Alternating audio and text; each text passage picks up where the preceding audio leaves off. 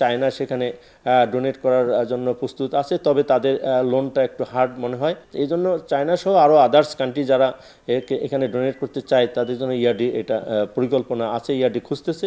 সময় টিভিকে দেয়া এক সাক্ষাৎকারে পানি উন্নয়ন বোর্ডের উত্তরাঞ্চল প্রধান প্রকৌশলী জানিয়েছিলেন, চীনের শক্ত শর্তের কারণে বিকল্প বিনিয়োগকারী খোঁজা হচ্ছে। তারই প্রমাণ মিলল গত 9 মে ভারতের পররাষ্ট্র সচিবের বাংলাদেশ সফরে নানা আলোচনার মধ্যে তিস্তা গুরুত্বপূর্ণ হয়ে ওঠা। পররাষ্ট্রমন্ত্রী হাসান মাহমুদ সাংবাদিকদের জানান, তিস্তা বহুমুখী প্রকল্পে বিনিয়োগ করতে চায় ভারত। ইন্ডিয়া সেখানে ফিন্যান্স করতে চায়। তিস্তা যে প্রকল্পটি বাস্তবায়ন করা হবে সেটি আমাদের নিড অনুযায়ী হতে হবে। তবে তিস্তায় ভারতের বিনিয়োগের আগ্রহ নিয়ে প্রশ্ন তুলেছেন নদী অধিকার কর্মীরা।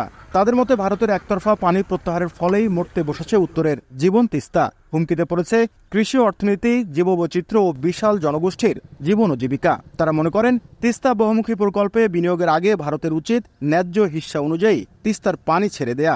তা না হলে এমন প্রস্তাব তিস্তা মহাপরিকল্পনাকে শুধু বিলম্বিত করবে।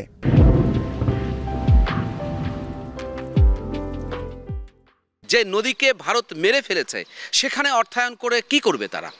এটি তো হচ্ছে সবার আগে বড় প্রশ্ন। আগে না পানি ছেড়ে দেবে। তিস্তা বাঁচাও নদী বাঁচাও সংগ্রাম পরিষদের নেতারা বলছেন, চীন ভারতের ভূরাজনৈতিক বলি যেন কোনোভাবেই তিস্তা না হয়, সেজন্য নিজস্ব উদ্যোগেই মহাপরিকল্পনা বাস্তবায়নের উদ্যোগ নেওয়া জরুরি।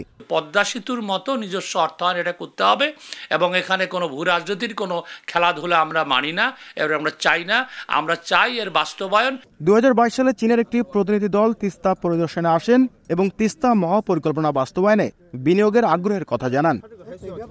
নাজমুল ইসলাম নিশাত, সময় সংবাদ, রংপুর।